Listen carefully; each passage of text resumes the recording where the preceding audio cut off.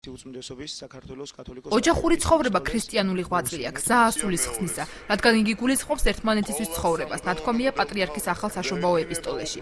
საშობაო მიმართვაში პატრიარქი ამბობს, რომ ოჯახის უფროსი მამაკაცი უნდა იყოს, თუმცა ეს იმას არ ნიშნავს, რომ ქალი უფლის საწინააღმდეგო ქმედებას დაემორჩილოს. ოჯახური ცხოვრება ქრისტიანული ღვაწლია, გზა ასულის ხსნისა, რადგან იგი გულისხმობს არა მარტო ერთად ცხოვრებას, არამედ ერთმანეთისთვის ცხოვრებას. მრავალშვილიანობა უდიდესი სიკეთეა. იგი იმითაც არის ფრიად სასურველი, რომ ბავშვი პატარაობიდანვე სწავლობს ეგოიზმის დაძლევას, მშობლებისაგან მომდინარე სიყვარულის განაწილებას, ამბობს ილია მეორე. მრავალშვილიანობა იმითაც არის ფრიად სასურველი, რომ ბავშვი პატარაობიდანვე სწავლობს ეგოიზმის დაძლევას, სხვაზე მზრუნველობას და მშობლებისგან მომდინარე სიყვარულის სხვისთვის განაწილებას. საშობაო ეპისტოლეში აქცენტი სუროგატ დედებსა და ხელოვნური განაყოფიერების უარყოფით მხარეებზე გაკეთდა. მისი თქმით, ის ოჯახი ბედნიერი ვერ იქნება, სადაც სუროგატი დედის მიერ გაჩენილი პატარა იზრდება, რადგან ეს პატარა თავიდანვე გაწირეს უსიყვარულობისა და მიუსაფრობისათვის. ეპისტოლეს მიხედვით პრობლემური იქნებიან ის ბავშვებიც, ვინც ხელოვნური განაყოფიერების გზით გაჩნდნენ.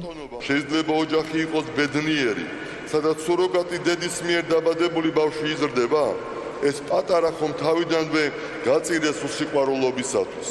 მიუსაფრობისა და მარტოობისათვის.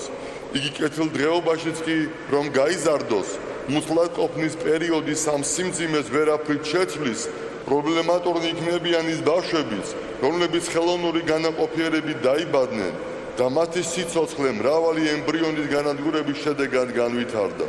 სამწუხაროა, რომ უმცირესობათა ჯგუფები, რომლებიც ქრისტიანობის მიმართ მკვეთრად უარყოფითი იდეებით გამოირჩევიან, ჰუმანიზმის აღიარებულ წარმომადგენლებად სახელდებიან, ნათქვამია პატრიარქის ეპისტოლეში. დიდად სამწუხაროა, რომ უმცირესობათა ჯგუფები, რომლებიც ქრისტიანობისათვის მკვეთრად უარყოფით იდეებით გამოირჩევიან, ჰუმანიზმის აღიარებულ წარმომადგენლად სახელდებიან. მათ აქვთ პრივილეგიები, რეკლამა, მათზე მუშაობს მასმედია. დაცულნი არიან სხვადასხვა არასამთავრობო ორგანიზაციების მიერ. ჩვენ მიგვაჩნია, რომ ასეთი პირობები დახმარებას და თანადგომას საჭიროებენ, რათა მათ დაძლიონ ცოდვით მიდრეკილებები და სწორი ცხოვრების გზას დაუბრუნდნენ. საშობაო ეპისტოლეში სუროგატი დედებისადმი და ხელოვნური განაყოფიერებისადმი გამოთქმულ მოსაზრებებს აზრთა სხვადასხვაობა მოყვა სოციალურ ქსელშიც. საზოგადოების ნაწილი მიიჩნევს, რომ ეს იყო ბავშვთა მიმართ ემოციური და ფსიქოლოგიური ძალადობა.